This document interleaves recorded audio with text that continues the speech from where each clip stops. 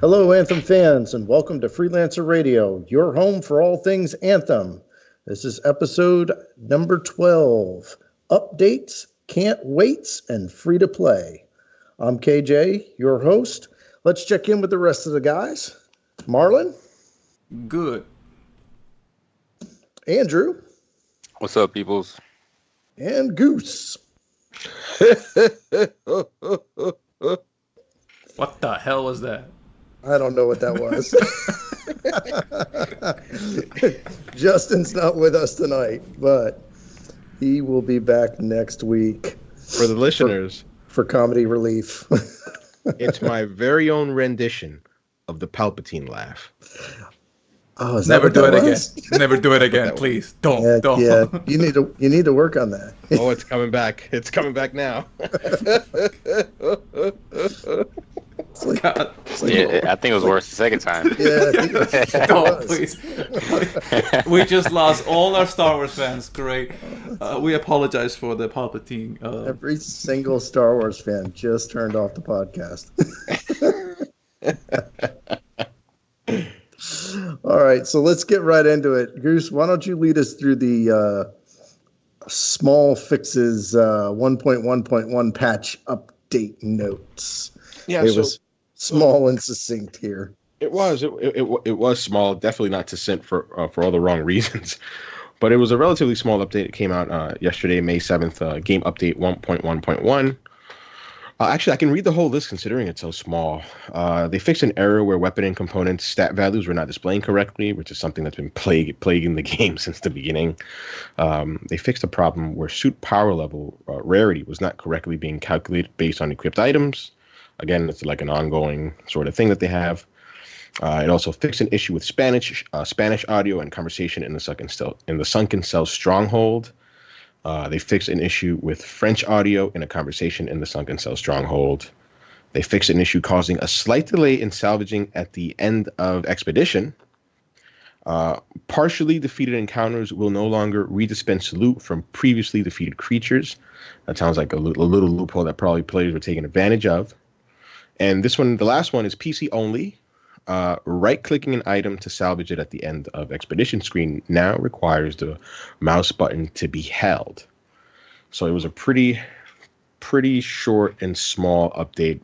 Sounds to me, and like it's mostly quality of life issues. But what springboarded out of that, KJ, was a little more controversial. Maybe you can touch on it. Yeah, that would have to do with the Elysian Caches event coming to a close. So, here's the thing. Damned if you do, damned if you don't, honestly, BioWare, because you put together a timed event and then your player base dwindled to a point where it was very difficult for a lot of people to play just on a normal basis and have 4 people be able to have keys to everybody to open up the chest, to get all the stuff out of the Elysian caches, and then you stuffed them full of a bunch of components that don't really do anything for us because nobody really does or uses the crafting system. And then a lot of the other things that we were getting out of there looked like somebody spent about 15 minutes in Photoshop putting together.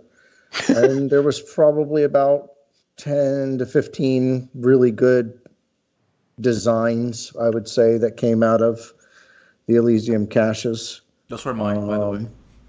And then you ended the event on time, which is great because, like, damned if you do, damned if you don't. If you didn't end the event on time, people would call you a liar.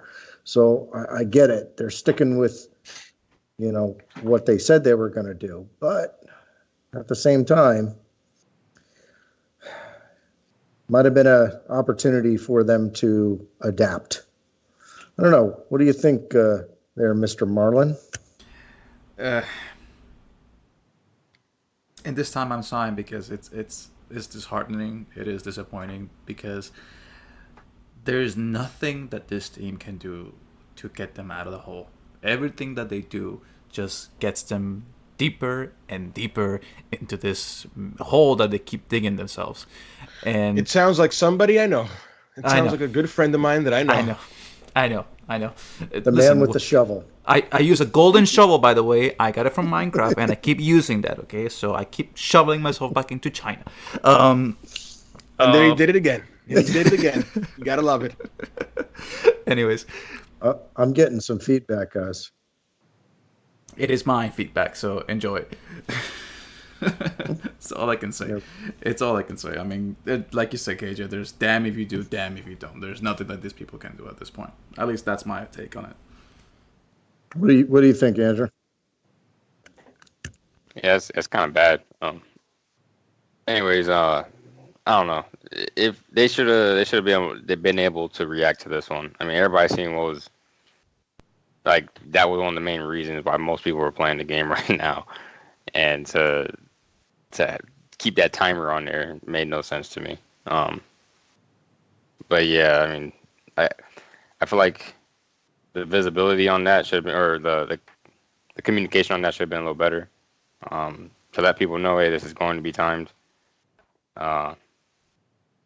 So that there's no miscommunication there.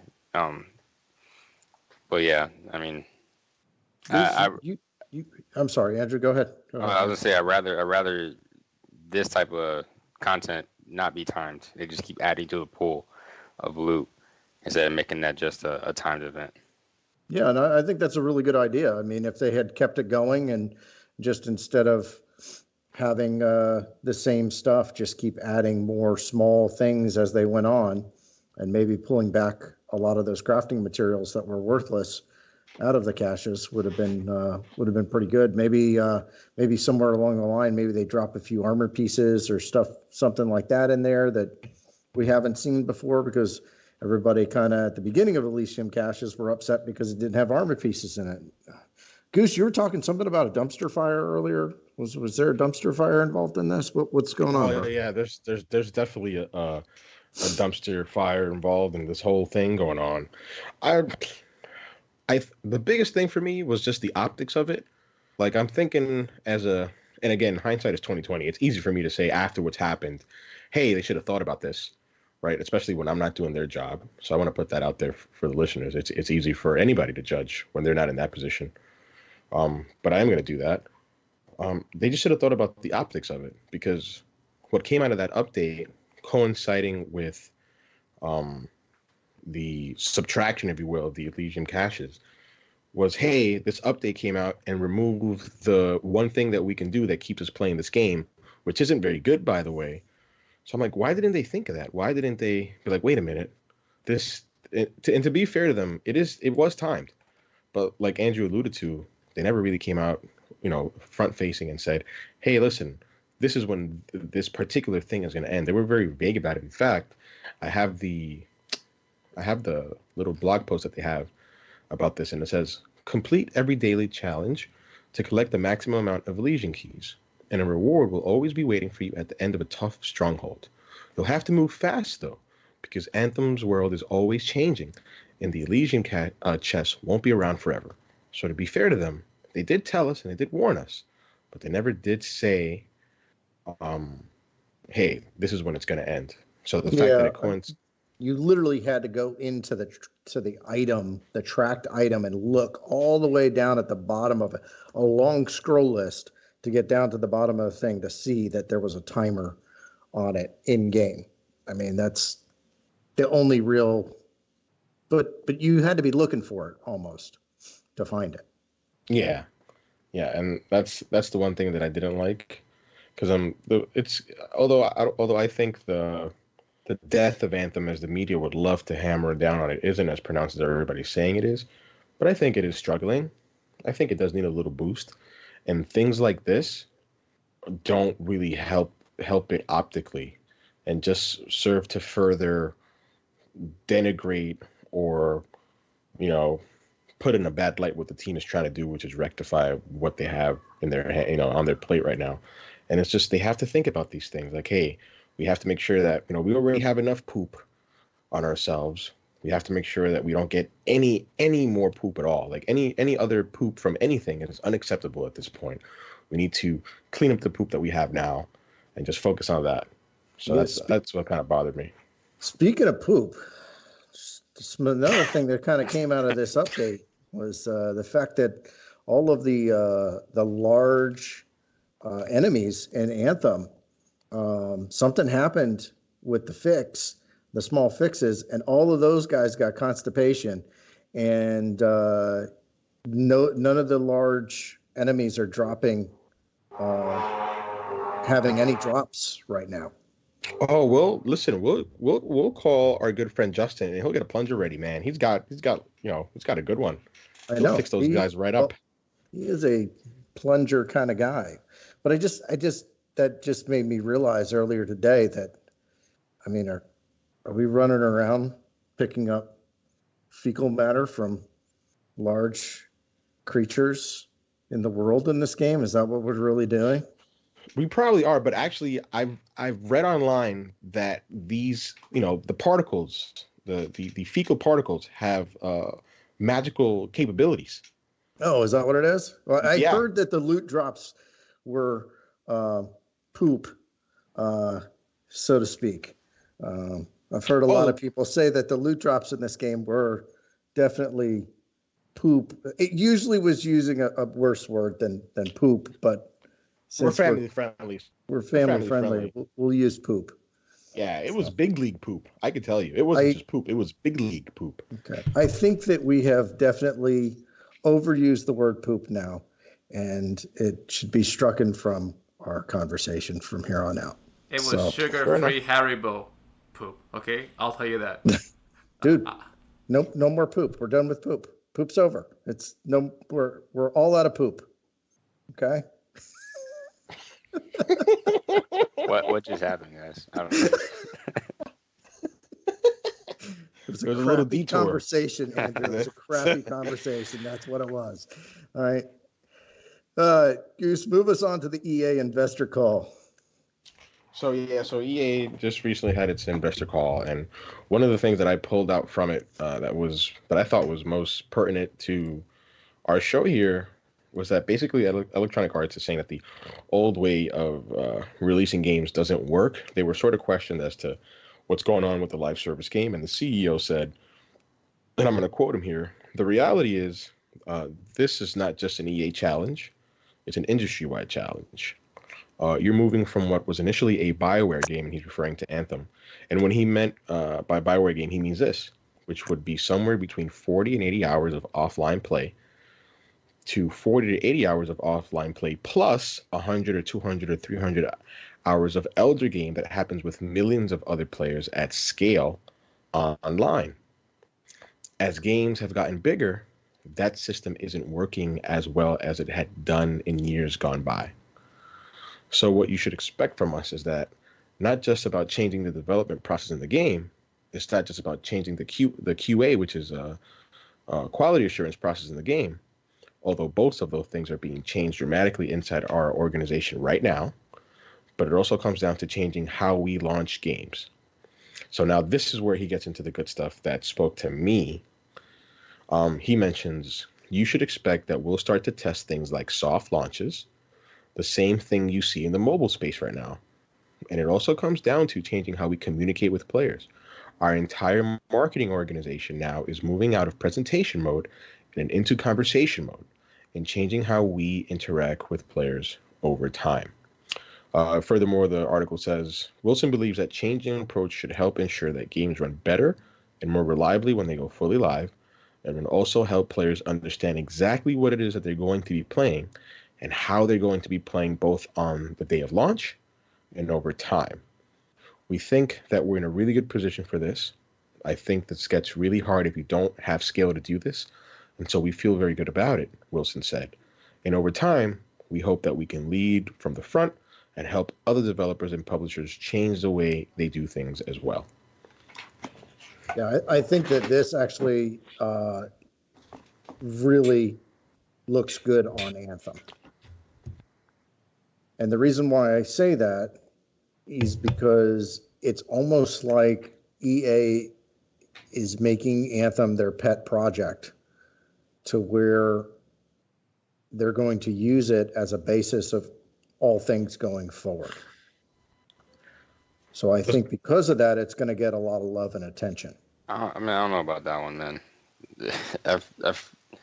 It almost sounds like moving forward, they're going to try to do like the small scale releases and stuff like that. But Anthem was supposed to be a large scale release from the door.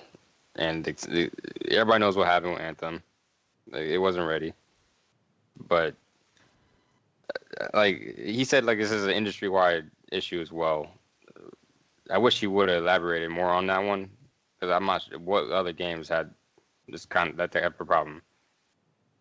I think I'll push back a little bit, because I do agree with you, but I also disagree. And this isn't me just going down the middle. Like I actually do agree with you, but I think what he meant in terms of overall problem, I think he meant games as service. Oh my God, he meant games as service, right? So we have things like Destiny, Warframe. These are living games. The game, and he literally mentions it. He's like, hey, the game, understand exactly what it is that they're going to be playing and how they're going to be playing, both on the day of launch and over time. So one of the biggest mistakes that he made, that Anthem made, was basically promising something to the players that they didn't deliver. And that's because, like he mentions, they were presenting, like we were in presentation mode instead of conversing with our audience. Hey, listen, this is what you should expect at launch. And I would be okay with soft launches if it means, I don't know, I'll be honest. I would be okay. And he says soft launches, but I immediately think of early access on Steam and to a certain degree on Xbox Live. That's exactly what I think of. Yeah, where developers will say, hey, listen, this game isn't complete. It isn't ready. We really don't know what the game is yet. We have an idea of what it is, but the community will help us shape what the game is. And they launch at a lower price point, and they basically get beta testing for free, essentially, because they don't have to pay the millions of players that come out. There's games like Ark Evolved was one of those games. Oh my God. Robotier. I feel stupid. I don't know the name of the game. It was like the space sim that came out that NoClip just literally made a documentary on. That game came out like that. It's a slow boat release is what it ends up being, right? It's just like a release. They build upon it, they release again, they build upon it, they release again, they build upon it, right? Yes, that's how it's going to go. That's exactly how it's going to go. That's exactly how the model usually works. They release something in beta form. It doesn't necessarily, and everything doesn't necessarily work. All the pieces aren't necessarily there, but by feedback with the community, right? They build what the community wants in essence, and that guides them. And in essence, honestly, that's what's going to be happening with Anthem. As much as that's not what it was supposed to be. That's not what it was supposed to be. Yeah, because they got my $60 already, and well, in my case, they got more than that from me. Yeah, exactly. Everybody spent their money already. Yeah, and that's true. But that is what Anthem will eventually become. It's going to evolve and be shaped more by the players than by anything else. I truly believe that, and we'll see what the future holds with it. It's promising because it's promising only because I can say, well, I got stung by being a day one early adopter, right, for this game that's essentially in beta. Although, whatever. It sucks to say, but it's essentially in beta because the game, although it's complete, it's not what it should have been at launch. But I can say, hey, I'll move past it, and although I won't necessarily help you test the game because that's not what I want to do, when the game is ready to be relaunched or it's ready to be reintroduced as something that's worthy of my time, then I'll definitely be there to give it a shot. I think that's definitely fair, and I think that's the mindset of a lot of players right now. I think that there is still excitement in the community for Anthem, but everybody is at arm's reach with it until it's to a place where they feel comfortable coming back to the game, whatever that level of comfortability is for that particular player. In addition to what he said on the call, there's another article that also goes into detail about what he says in terms of investing heavily in Anthem, and I'll just read it real quick. So Wilson says, no, sorry, it wasn't Wilson. It was Blake Jorgensen, who I believe is his chief financial officer. So he says, we continue to invest heavily in Anthem, with developers working on game quality, content, systems, and game mechanics. It's a great original IP, and we've doubled down on the product. And then he continued, we are committed to the live service for Anthem and delivering for our community in this new IP over the long term. That was Wilson who said that. We believe in the team at BioWare, and we also believe in what they set out to achieve with this game, building a new IP and melding genres to reach a new audience. They did acknowledge that it didn't sell to expectations, so that sort of worried me a little bit. But we'll see. We'll see how long they're gonna tough this one out, because I just don't know what the revenue stream is on that game. I don't know how much money they're making off of it currently. Because, you know, once you sell a $60 game or whatever special edition, it's sold, right? You don't keep getting that money back. So I don't see how they're going to monetize the game going forward. They don't have expansion packs. Everything was supposed to be free, except for, you know, microtransactions. So well, it's supposed to be free for the first 3 months, I think. No, it's not 3 months. Oh, no, I'm sorry. It wasn't 3 seasons, whatever. First 3 seasons. So the first season was 3 months. So, yeah. I mean, maybe you get a full year out of it. A full year out of it. So we'll see what happens with the second year. I do believe that they're going to double down. I think it'd be unwise for them to just scuttle the ship, as it were. They spent a lot of money and a lot of time building up this IP. So I think it would be foolish to just abandon it. But they're going to have to do basically, and you know, not to get too nerdy here, but they're going to have to do what basically Sony did with the PS3 and Nintendo did with the 3DS, where they're going to be like, man, we have dug ourselves in a big hole, and we got to get ourselves out of it. And the way we do that is by, instead of digging up, we're going to dig even deeper. we got to hit bedrock before we do anything else. And I think that's what they're going to have to do. Yeah. Well, that kind of brings us into our next thing. One of our listeners had actually asked us what our thoughts were on Anthem being converted to a free-to-play game and what that might look like. And so I wanted to bring that up as a topic and see what everybody has to say about it, because I definitely think that it could be a possibility of a direction that they could go with Anthem, although I'm not 100% happy with the fact, because we did spend so much money up front on it. It wouldn't be something that's unheard of in the industry. And this was Justin Carey. He goes by Epoch99 on Twitch, and he is a streamer on Twitch, does his broadcast there, so everybody check him out as well. Want to give him a shout out. But he did ask us that question, and what I had thought about when I was doing this is, you know, there was this TV show that I used to watch on Sci-Fi Channel, and I enjoyed it. It was called Defiance. Defiance, at the time, I think it was a PS3. What they did is they launched a video game at the same time as the TV show. And the TV show would go on during the week, and then things would happen in the TV show, and then elements from the TV show would then appear in the game. And so I think one week, like, all of a sudden you came across this vehicle, and then all of a sudden the vehicle was usable then in the game. It was a new asset for you to use in the video game. And then there would be storylines that would play on in the TV show, and then it would, like, somebody would go missing, and then all of a sudden you would find them in the game. And so the game would then carry into the TV show, and the TV show would then carry into the game.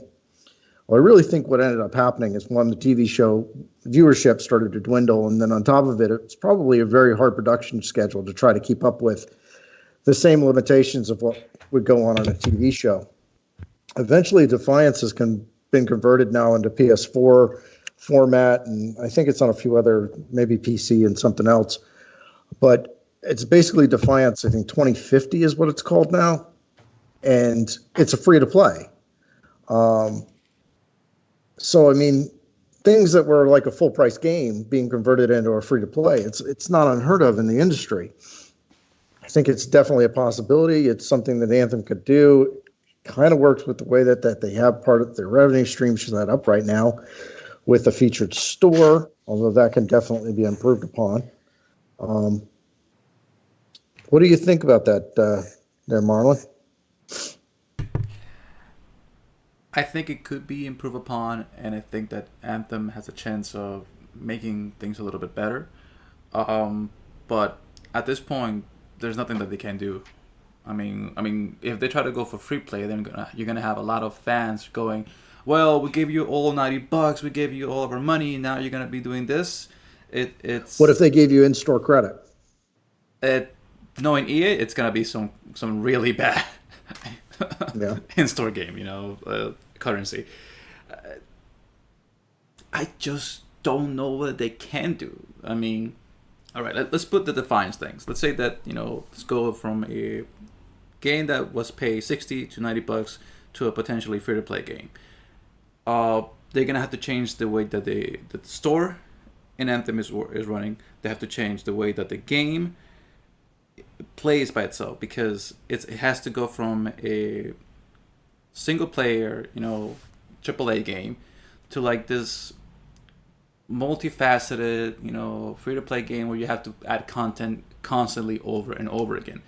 And that's what makes them a free-to-play game works. Look at Fortnite. You have constant seasons where you have content being put up for you every single time, and you have skins that that's how you get your revenue out of the game. But with Anthem, it doesn't really work. I mean, I don't play Fortnite, but how does don't the skins just get released with each new season, and then that's the amount of skins you can have for a season? But they have to. It's not like something releases every week, right? Yeah, but then again, like you have to change the store. Nobody's gonna go out and pay money for just 2 or 3 skins. You need to broaden the store display. You have to make sure that they have more content for you to be invested in and actually want to buy. If you have nothing there, then your doesn't really work there. But that's what are you thinking, Andrew? I don't know. Right now, it doesn't seem like the game has enough content to last in a, I guess, free-to-play environment. Or not enough microtransactions, because that's essentially what free-to-play, how they make their money. I mean, of course, there's pros and cons to free-to-play. One, for consumers at least, is free, so there's no risk to the players to try out the game. And as I guess Anthem gets better, that it would be nice, I guess, to be able to for new players to jump in and test the waters, see if it's gotten better. But I guess for guys like us, if we're already paid the $60 plus to get it, it doesn't really, I guess, flip the bill. But and then I guess, and then my con, I guess, would be the visual, I guess, cosmetics of certain things. Like it's all purchased pretty much. So like what I'm trying to refer to is like an armor piece or something like that. Like if you earn it in game or something, like free to play games typically don't have that type of stuff. It's usually purchased. So the cooler looking players are usually people who pay more money. So it's like I typically am not playing any free to plays right now. It's been quite a long time since I've done anything like that, other than maybe like a mobile game. I'm saying, but Anthem has that right now, so it kind of makes sense for Anthem. But my point is like there's no, like Destiny, for example. There's only armor you could get for completing the raid. You know what I'm saying? Yep. And that's not, you can't buy that armor regardless of how much you pay for it. Unless I guess you're gonna pay some people to run you through, maybe, I don't know. But that's your job. You have to earn that armor. Whereas in the free to play type games, the cooler looking player is gonna be from someone who purchased it. You most likely. Yeah, And it's not gonna be somebody who Anthem's already kind of doing that though. I mean, you have to purchase all the armor right now, so it shouldn't be that hard of a transition to go to free play for Anthem. If you ask me, one perk that they could do for if they're gonna go from a pay game to a free to play game, they could do where so anyone who bought this game is gonna have grandfather in the next 3 seasons, content for them. It's gonna be just automatically given to them. A special skins, a special armor that was only available for players that play the game during that time and during the first season. That I could see it happening. Something that will entice the players who stuck around with this game from the beginning to say, hey, listen, it's gonna change, but we got something out of it. It wasn't something that just you got screwed at the end because of the way that they changed the model of the game. But something like that for me would change how I see the game and would make me go, okay, it's not perfect, it's not what I wanted, but it's something. There's something to it. It shows that BioWare would care about the I guess you could say the first players of the game. Goose, you're being unusually quiet. What's your thoughts here, my friend? So basically, okay, so I'll just get down to it. Do I think Anthem should go to free to play? No. Am I against it going to free to play? No. I think it all really just, it sounds super corny, but it really just depends. So Marlon and Andrew bring up a good point, as in, hey, the game wasn't free to play. So what are you going to do to compensate for the people who paid $60+ for the game? I think Marlon lays out a great goal in terms of if they're going to go down the battle pass route, they can say, hey, listen, the next 3 battle passes, you'll be grandfathered in. That's a great way of making sure that you reward the people who paid for the game up front when it wasn't free to play. My biggest issue with it is just optically how it looks. It just doesn't. I'm a big fan of the word optics and how things appear to be, right?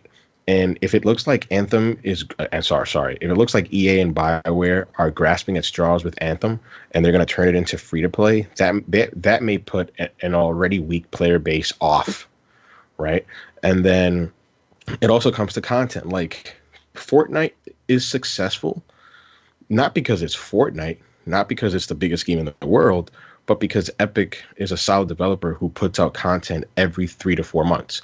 So I'm pretty sure the listeners know how the battle pass system works, but I'll try to talk to it. So the way it works is, if you subscribe to the battle pass, Fortnite has these things called seasons where they last about, I think, 3 to 4 months. I could be incorrect, but I think it's 3 to 4 months.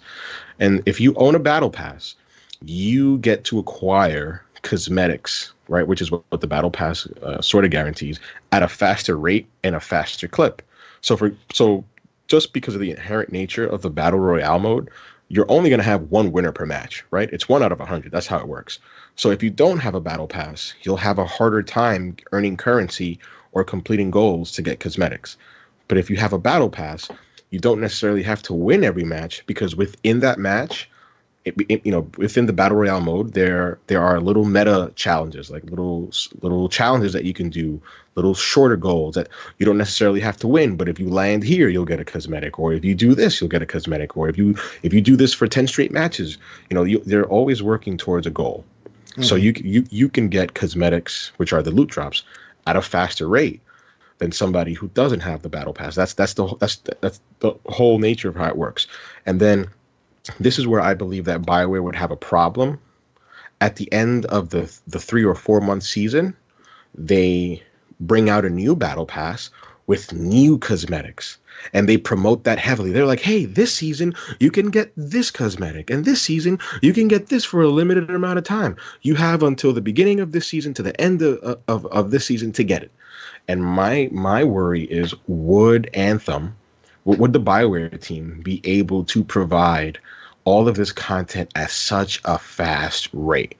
And if they can't do it now when the game isn't free to play, I have no expectation for them to do that when the game goes free to play and they get flooded with people who are trying the game, because, like Andrew said, the barrier of entry is no longer money. The barrier of entry is just whether you want to just download the game. So that's my take on it. It's something that I wouldn't rule out, but I don't think it's something that they should do now because just optically it doesn't look good. If they were to do that, I'd be like, oh wow, that doesn't look good at all. They have no faith in the game. Yeah, I think it shouldn't be now. It should not. They need to stick with their at least maybe two of the seasons. See how that plays out. I don't know about the third one, but I think that the free-to-play lends itself very well to the Battle Royale style because,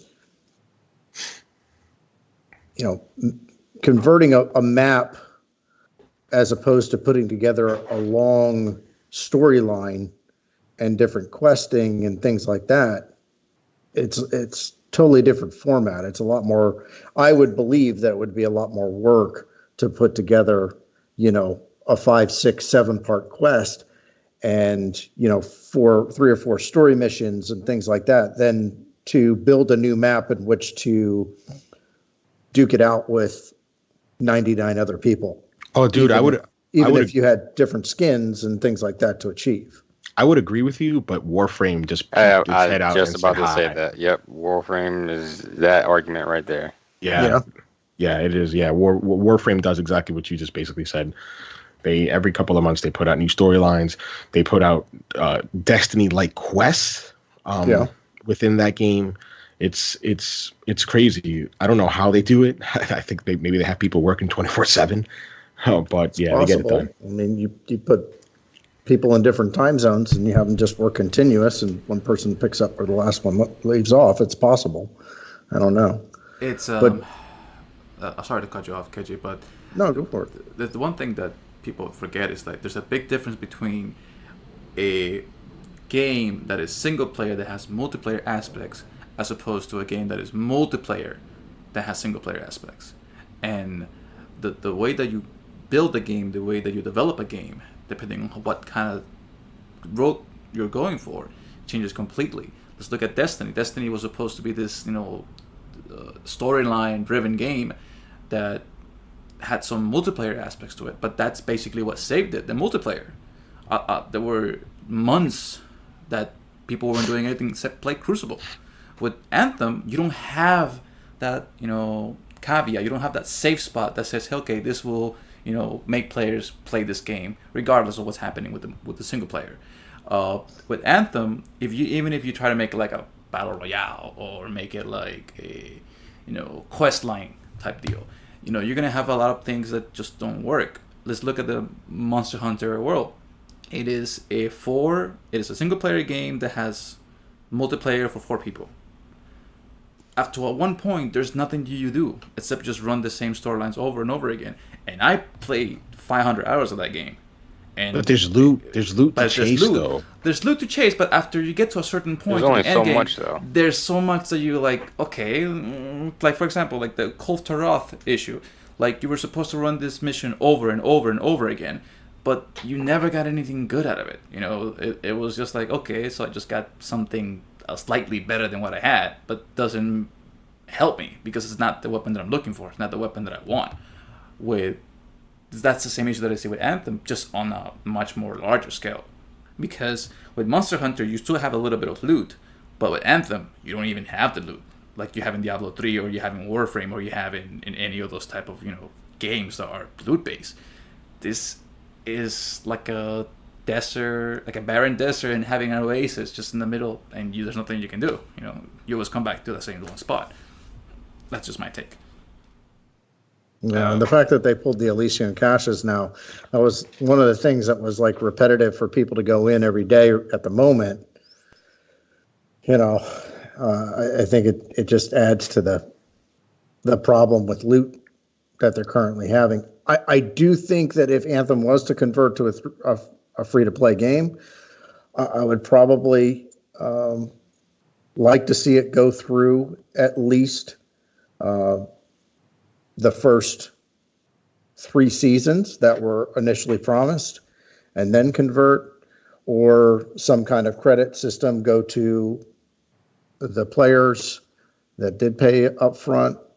It would be nice. I think that the game itself lends itself to free to play, but then they got to be able to keep up with the production schedule that a free to play requires.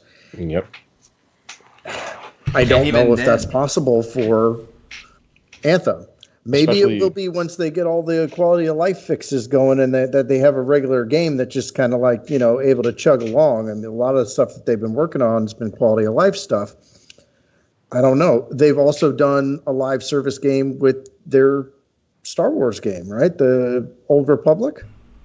So they've done something similar. Is that free to play? I don't know. I'm sorry, I don't know enough about it. So it used to be subscription based. Yeah. Okay. It is free to play now. Okay. So, that's- I mean, we've got the same team that's working on that. I mean, that's an Austin BioWare deal. So, I don't think it's the same engine though. No, it's not. No, And- it's and not. It is a different It's not. type So- of yeah, you're so right about and- that. And we all know about like the problems that they have with Frostbite when it comes to that very same thing they'd have to do for free to play, which is creating content. I'm not against free to play. I just think, I don't know if you guys remember, I'm pretty sure you guys do, because we gave it such a hard time and I felt bad for Logan because Logan really championed that game. But do you guys remember Battleborn? Oh no, Battleborn. No, you're fine. Yeah. That's another one that he championed. Evolve too. But- No, I'm talking about, and that's a good one, Marlon. But I'm talking about Battleborn. Yeah. That game It came was- out and it was a $60 game, and it completely flopped. It was a good game, but it just flopped because it came out around the same time that Overwatch came out, Yeah. and just the comparisons, next to it, just sort of killed the game. And it was a solid game, but it wasn't a perfect game. And I think like 18 months later or something like that, it went free to play, and it just died. Like that game and it really sucked because it was, I didn't play it. I did play it. Sorry, I didn't buy it. I played the demo beta, and it was fun. It wasn't something that I'd pay $60 for, but Question. it went free to play. And yes. Sorry. What about Paragon? That's dead. That's dead. That was a.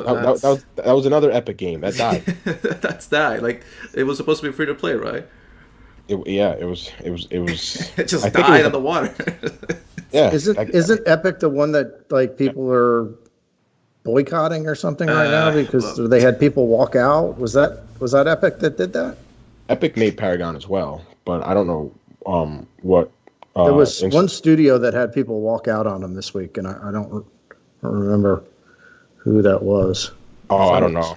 I'm gonna have to check it up on you on that one.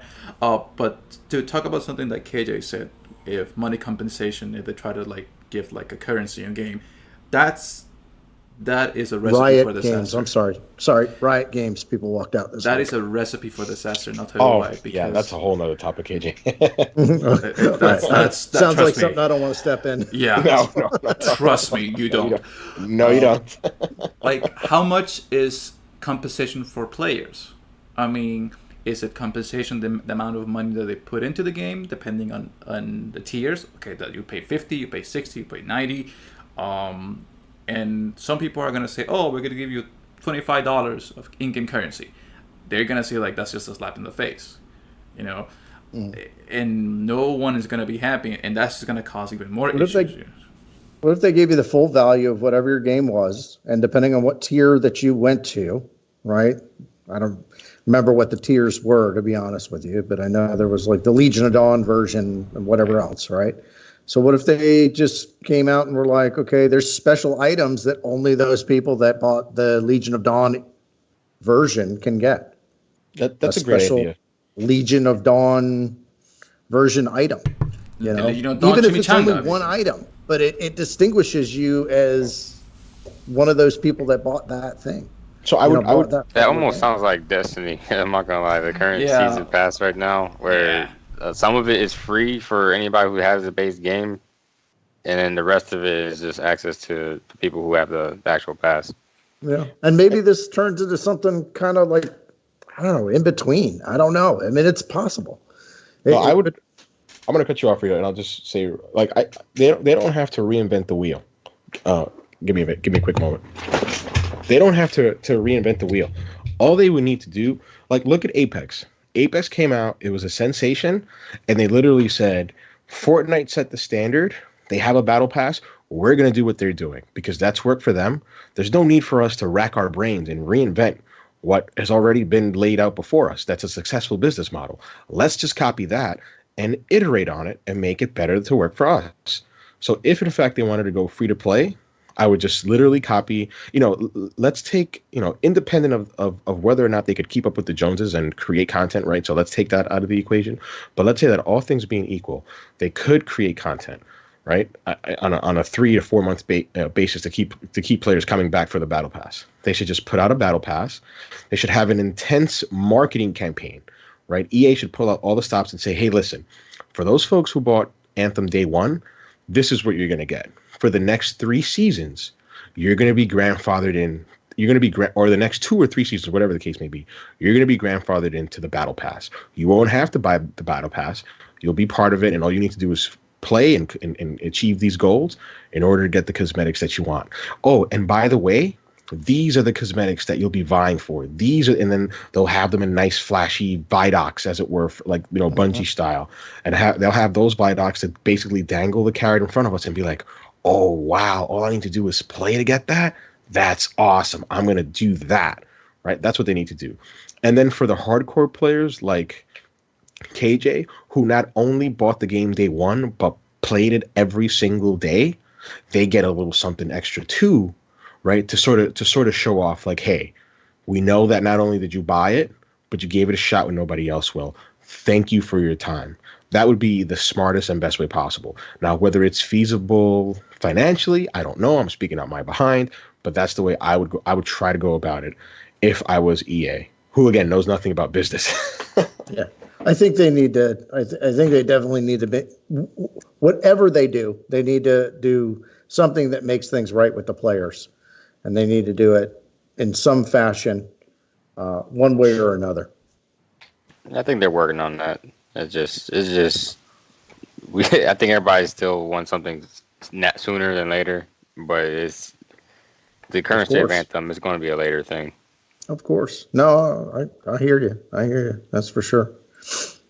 All right. So over the weekend, we did a little special podcast, or Avengers Endgame. We did a spoiler cast.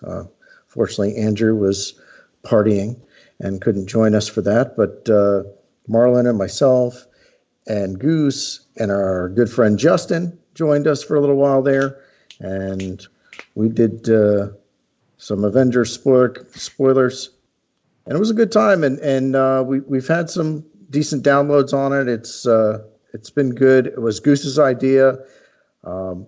We'd love to hear from our fans on whether they'd like to see other things like that from us.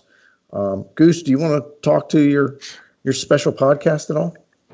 No, I want to thank all of you guys for being part of it. It was something that I pitched to KJ. KJ is a big fan of the MCU, and I said, hey, what's one way that maybe we can broaden our base? And I know that sounds like so business-like or whatever, but I hate using those type of terms. But I was like, how can we expand a little bit? And besides Anthem, which we love talking about. So KJ okayed it. So I'm thankful. Thanks, KJ, for that. And he let me host as well. So thank you for that. We've had good numbers on it. I'm really excited about it. It launched on this past Monday. So we've got good numbers. Hopefully those numbers continue. To the fans out there, just please let us know what you think about it and if you would like that type of content. Because right now, I don't want to, promise anything, but we all know that Spider-Man is right around the corner, and so is Dark Phoenix. And if it's something that takes off, it's something that we probably would like to do and talk about superhero movies and pop culture. So just thanks for there's Star Wars too. Oh yeah, for sure. I can say that right now. Which me and you will just literally just battle it out because you are the dark side, brother. I am. You are the dark side. To cut in here right now, I will not be on the Star Wars podcast because I will be moderating this thing. I will be like Yoda. I'll be in between while the Dark Sith and the Jedi Master battle it out. I shall be monitoring, so I will not be on the podcast this time. I shall be on the sidelines. I'll just say this: all too easy.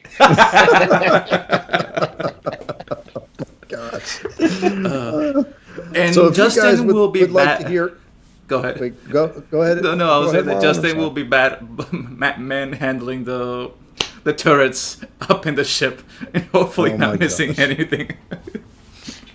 All right. So if anybody would love to hear any more just special podcasts like that from us, obviously with the Avengers Endgame spoilers cast, if you have not seen Avengers, please, we ask that you actually go see the movie before you go and listen to us ramble on about it. But we'd love for you, after you did see the movie, to listen to what we had to say.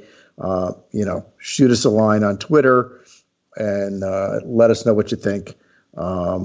We had a lot of fun with it the other day, putting it together, and we'd like to do, possibly do something like that with some of the other things that we really enjoy in the future. We just want to make sure that it's something that you want to hear from us as well. If we're full of it, tell us we're full of it, and we'd love to hear that too. So moving on to the 5 things we are obsessed with, which is going to be 4 things again because we're missing somebody. Marlon, what are you obsessed with this week, my friend? Batman. I am obsessed with Batman memes because of a certain situation that happened to me during the weekend. We had a conversation in the Discord about who was the best Robin, and we all had our own take on who was the best. For me, it's always gonna be Dick Grayson. You can fight me for that, but for me, if you're enjoying your time with Batgirl, that puts you above anybody else in my point of view. Okay, that's all I'm gonna say. Oh my gosh! Yeah, so because we all know that Marlon is a sex-starved pervert, this is why he chose Dick Grayson. We went with Dick Grayson. No, I chose it because was it the name, or did you actually think he was the best Robin? He's the best Robin because he's the only one that actually makes sense becoming Batman. Okay, he grew up, he became Nightwing. He was basically the one that says, I fought my demons, I grew up about them, I mature, and I no longer am obsessed with them. That's why I love Dick Grayson. But see, I don't think that makes him the best Robin. I think that makes him the best candidate to become Batman. I don't think that makes him the best Robin. I think so. If we're gonna call out like who is the best Robin, I'm gonna go with Tim all day long. Absolutely. And that's because he literally is the embodiment of what a Robin should be. Although I know Dick Grayson kind of set the standard, I think that Tim brought it to the next level. That's just my personal opinion. Out of all of the Robins that there have been, my favorite character is Jason Todd. But of course, he wasn't my favorite character until he became the Red Hood. Gotcha. And I just think I love the anti-hero. I'm sorry, that's just me. Which is a point that I'm glad that you make. I'm really happy that you say, hey, Jason Todd is my favorite character out of the Robins, but it's after he became the Red Hood. So I love that you put that delineation, to let the listeners know, hey, listen, he was a chump before. Yeah, he was a chump before. That's why he got his head beat in with a crowbar. Nobody liked him. This guy's dark. Well, they literally called him. They called in to kill him. That's how bad he was. Yeah. People were trying to get him killed. They wanted him done, dude. I mean, they did not like Jason Todd, but I think that actually just makes the character that much better. Is that they took that whole thing and they literally flipped it on its head and created this character that everybody loves now with the Red Hood. I mean, the guy's got his own comic book series now, and he's got a whole team that backs up behind him on that comic book series. And dude, he's pretty freaking awesome. I mean, Red Hood and the Outlaws. Yeah, he's. I want to ask you guys this question then. Have you noticed that a lot of people say Dick Grayson, Tim Drake, Jason Todd, but when somebody says Damian, I was like, yeah, that guy. That's because nobody likes Damian, man. Damian Wayne is a brat. I mean, he was brought up by the League of Shadows.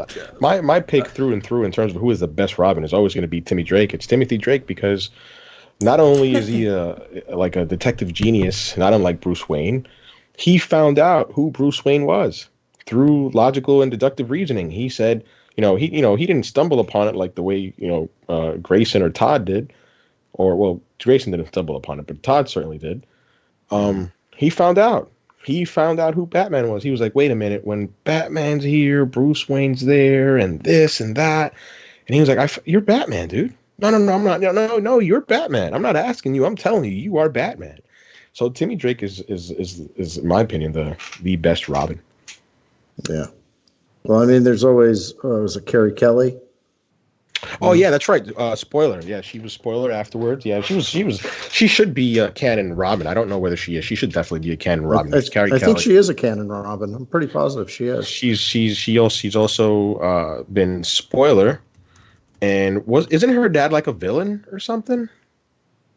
I don't No, sorry. I think you might be thinking of somebody else. I am thinking of somebody else. Carrie Kelly is Frank Miller's. I apologize to the listeners. So I should be ashamed of myself. I should know that. Stephanie Brown was Stephanie Brown. Yeah, that's who I'm referring to. That's who you're thinking of. Who also has been Batgirl, but I think her dad was also like a villain or something, like a C tier or like a D tier villain. I forgot what his name was. But I thought Carrie Kelly was also a Robin. She was, yeah. Carrie Kelly was definitely Robin in the Dark Knight. Returned.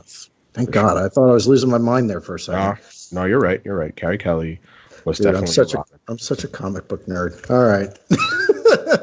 Moving on. Andrew, what are you obsessed with this week, my friend? Oh, man.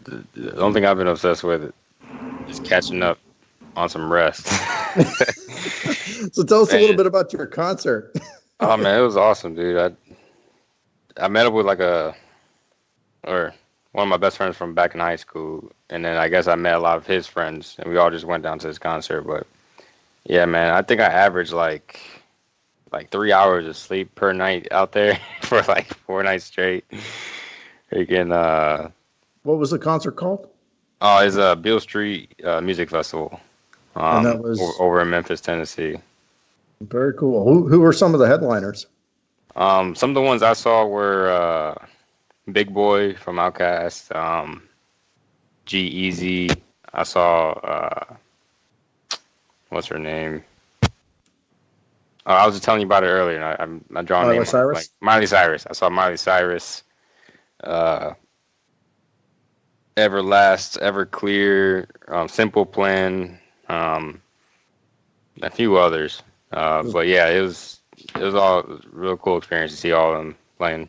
I mean, the weather was it was all right, but yeah, you deal with it and have fun anyways. Did Lee go?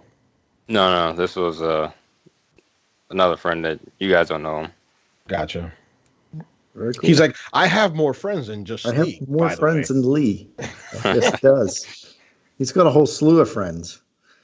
So Goose, what were you obsessed with this week, my friend? I kind of feel like Marlon stole some of my thunder because we're gonna go right back into. You're obsessed with Batman?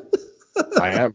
I kind of am a little bit. So just to set the scene here, I've been reading comic books since I was a little kid, but I haven't read any comic books since 2013. Since I moved back home, I really just stopped reading comic books and keeping up with the monthlies and the ongoing storylines. Like when I stopped reading, it was like the middle of New 52. You know, DC had an initiative with their New 52 back in 2011, and I moved back home like at the middle of 2013, and I just stopped. So I think I was reading Batman monthly and Superman as well, and Green Lantern. I think Jeff Johns had gotten off the book, and I think Robert Venditti took over after Green Lantern 21. And then for Batman, I'm pretty sure that Scott Snyder was writing his first, or sorry, was it his first or his second? I forget which storyline. It was the Joker storyline, in which like he carves off his face and turns it into like a mask. I forgot the name of that arc. Yeah, and they went ahead and they did that in Gotham too. Yeah, I think it was, they took that from Snyder, and they also took the Court of Owls. He had already written Court of Owls. So, but anyway, Endgame sort of rekindled that. I was like, I have an iPad that's full of comic books that I don't read, and I haven't read for years now. And although the iPad is creaky and old, for reading comic books is just fine. So I started reading some Superman stuff, and I just couldn't get into it. But I download comics every week, even though I don't read them. But I don't categorize them or catalog them. So I have about like 4.5 years of Image and Marvel comics that I need to catalog and categorize, and I had about 3.5 years of DC comic books, and I've been doing that for the past couple of days since Endgame. So I'm almost done, because what I do is it's 52 weeks a year usually, so I try to do 13 to 26 weeks a day. So I'm almost done with I have the last quarter of 2018 to categorize, and then I have what we up until this week of DC, and then I'm done with DC and just have to keep up weekly to make sure I keep them in order. But while doing that, I saw that there was this small limited series, 8 issues, written by Sean Murphy, who's famous for working with Grant Morrison over on Joe the Barbarian, and who also wrote and drew Punk Rock Jesus, published by Vertigo, which is one of my favorite comic books. KJ, I don't think you'd like it, but it's I would recommend it, but I don't think you'd like it, but it's really good. I'll check out Punk Rock Jesus. I'm not scared, man. It's pretty good. So he wrote a limited series called Batman White Knight, and I'm only 2 episodes in. Before I even start on that, it's for listeners out there. It's hard. Like, I'm used to comic books. I've been reading them my whole life, but it's hard it can be overwhelming sometimes, because you're like, oh wow, it's for a character like Batman, it's 70 plus years of storylines, and you're like, where do I begin? Where do I start? And what I would recommend is just pick a short series, pick a short story, something just to whet your appetite. And that's what I did. I was like, I don't know where to start. I mean, I do know where to start because I know where I left off, but I don't want to start all the way back then, because I'll have to, reread some of the stuff that I had read already to catch me up with what's going on. So I was like, let me read something short and simple that I'll get satisfaction out of it. I can read 2 or 3 issues a night and finish it relatively quickly.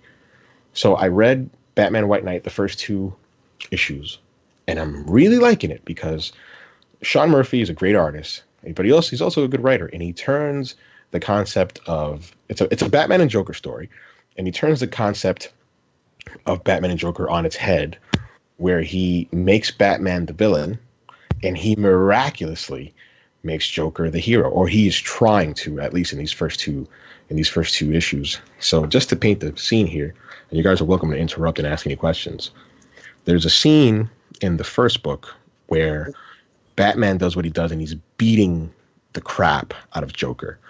And because this is 2018, somebody is recording it, and you can see that Batman is beating him into a bloody pulp, and he puts some sort of medication in his mouth, because Batman was chasing him in some sort of pharmaceutical company, and there was these pills that Joker wanted to take to suppress his schizophrenic behavior. And Batman's like, all right, yeah, sure. And he gives him the pills. He's sent to Arkham. He has surgery. He recovers. But when he recovers, he's not the Joker anymore. His name is, in fact, Jack Napier, which is a reference to the Joker from Tim Burton's 1989 Batman. So that was a cool callback. That was a good callback. That's a good callback. So I was like, oh, okay, I know that. That's cool. That's a good way to ease me in. And there's even a Ted Bundy reference, because in the comic book, in the first issue, Jack Napier, no longer Joker, reads, like he represents himself in his trial. He reads a whole bunch of books, relating to criminal justice, and he's able to successfully defend himself, and he's acquitted. And then one of the things that I never thought I'd see in a comic book was the term SJW. And there's a segment where they have like a Joy Reid. Is it Joy Reid? Who's Oprah's friend? The Gail? one Gail. What's her name? I don't remember her last name, but it's Gail something. I know it's Gail. So you have Gail's, and then you have her counterpart, basically, and they're saying she's defending the Joker. She's like, oh, he's part of the 99%, and Batman and the cops and the NYPD, they're corrupt. They're part of the 1%. And then you have her counterpart who's saying, how could you defend this person? This person has lied to us. He's committed thousands of murders. How could you possibly defend this person? The SJWs just need to deal with it and know that this is a murderous person. And I'm reading this and I'm like, oh my God, this guy went there. Like, this is the era that we live in. Like, I've been out of comic books for so long, I didn't know they'd be so topical to what's going on right now. And independent of that, I still want to see how they get to Joker being the good guy, because he goes back home after being released. we get introduced to the Harley Quinn from Suicide Squad, and she gets knocked out by the Batman animated series Harley Quinn. And it turns out to be that the Suicide Squad Harley Quinn is a doppelganger pretending to be Harley, but she's really not. And Joker apologizes to the real Harley. He's like, I've treated you like crap. I've been a horrible person. I've taken advantage of you. I don't say I love you because I know if I don't say it, that has control over you. And I use that to have control over you. I've changed. I'm fighting this inner struggle inside. I know the pills are helping. I can feel the Joker inside of me just waiting to lash out. And it's crazy. I've read so many Batman and Joker stories, and I not once did I think, hey, just turn the trope on its head. Yep. And I'm just 2 episodes in, and as soon as I finish here and edit the podcast, I'm going to read the next 2 episodes. I can't wait, man. I'm excited. It's good. I can tell you're excited about it, man. I have not read that series. It sounds very interesting, and I always like when they tell the story from a new perspective, or they flip everything up on its head. One of my favorite things is there's a book called Grendel, which is the Beowulf story flipped from the perspective of the monster Grendel. That'd be interesting. Very, very, very cool book. Very well written and well put together, but definitely gives you a whole new perspective on that whole story, which, is one of the oldest, living written stories in the world. So it's pretty interesting. So Marlon, you seem very excited about what Goose was talking about. So I'm going to let you jump in, man. Go for it. When just listening to him geek out over Batman just reminded me of like the old series that I used to watch, and now I realized that I got to go back and actually buy it, which is the black and white Batman series.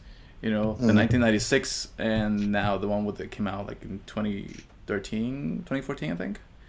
Yeah, definitely. It's just reading back, and just for me, that was one of the comic books that I really enjoy, because it was usually, for me, comics I always equate to colored and just vibrant colors and just over the top, but just watching Batman in black and white was like, oh man, this, because I read a lot of manga, so I'm used to that type of format. So this was, for me, was just like the best out of both worlds for me, and reading and just reading back on the story how black and white Batman was created. Like it's funny, because when the directors came and they asked him, what was it? What's the name of the guy? I had it right here. Mark Curiello came in and told him, hey, listen, I want to do a black and white Batman, and people were like, in DC were like, that's not gonna sell.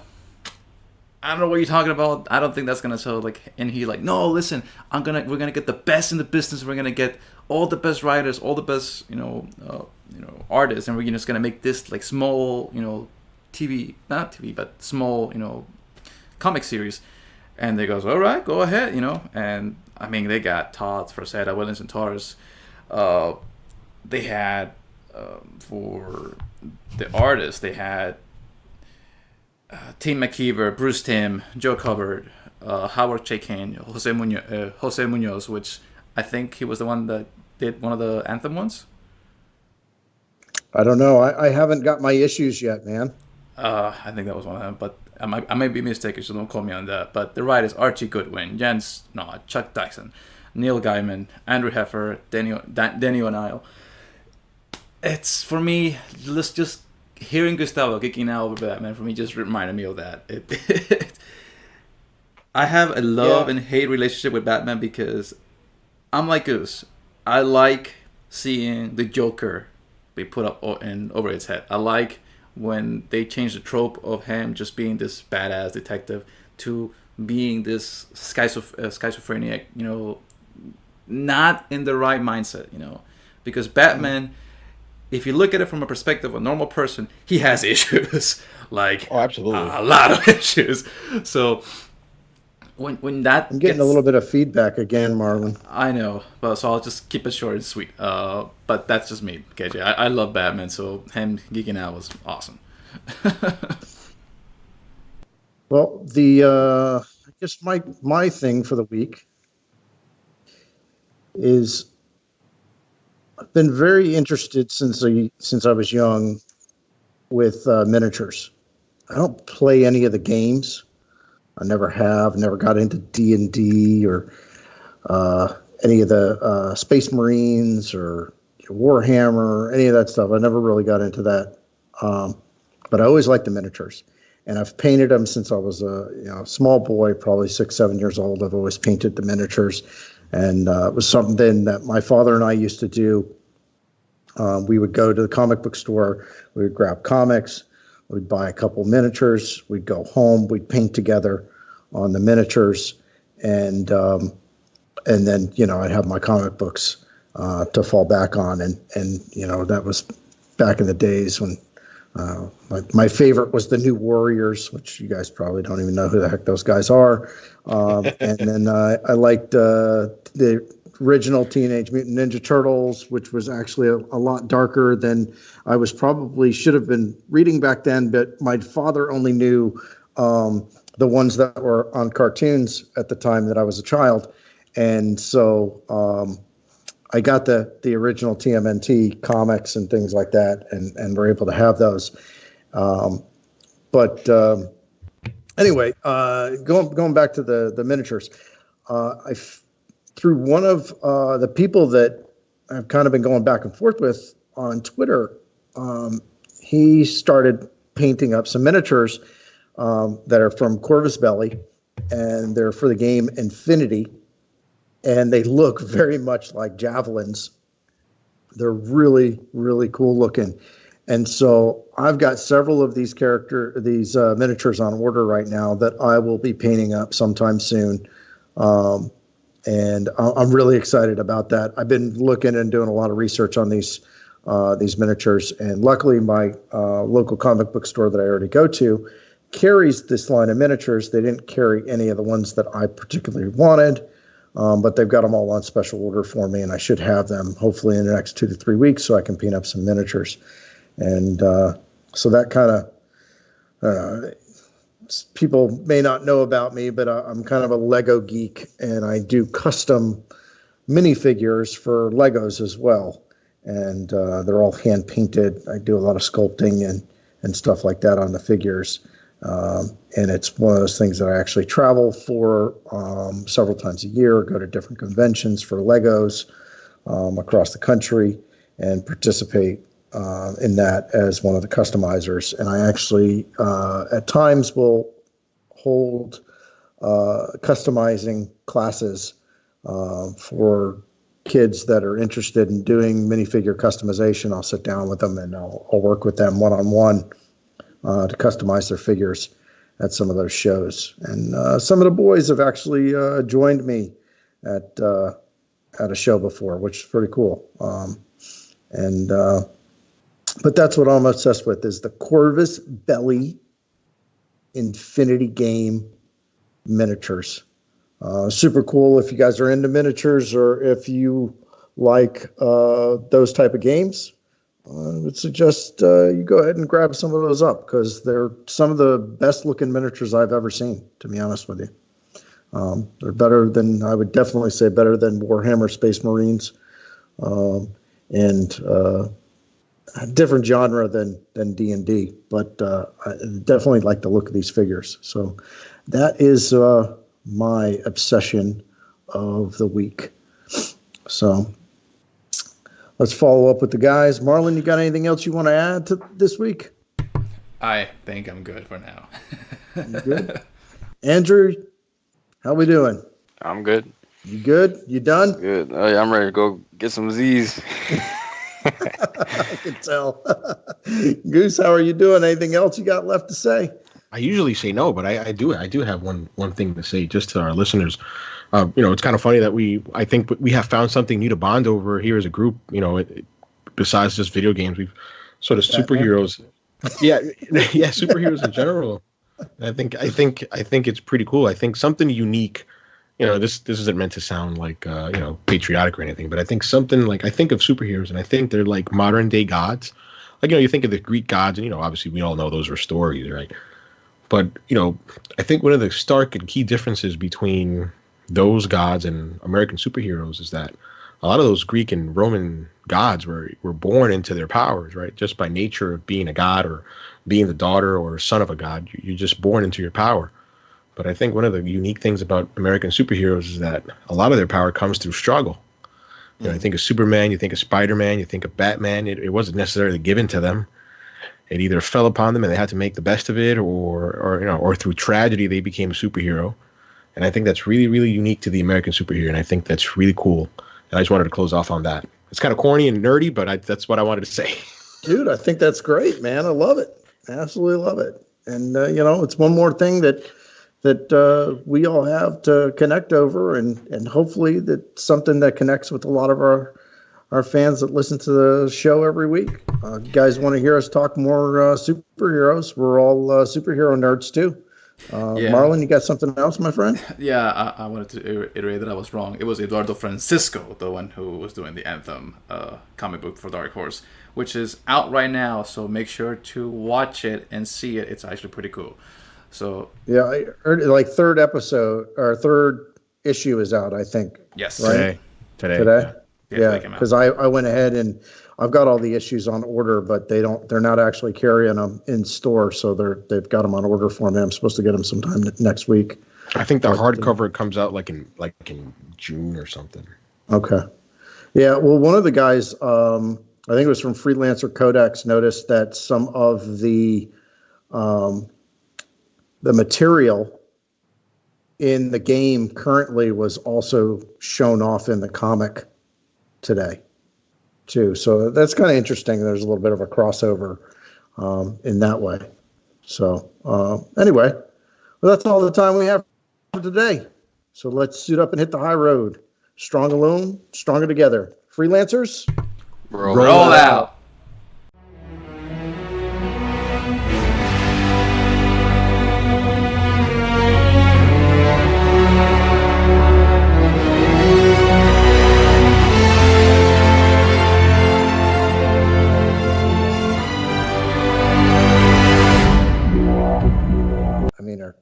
Are we running around picking up fecal matter from large creatures in the world in this game? Is that what we're really doing?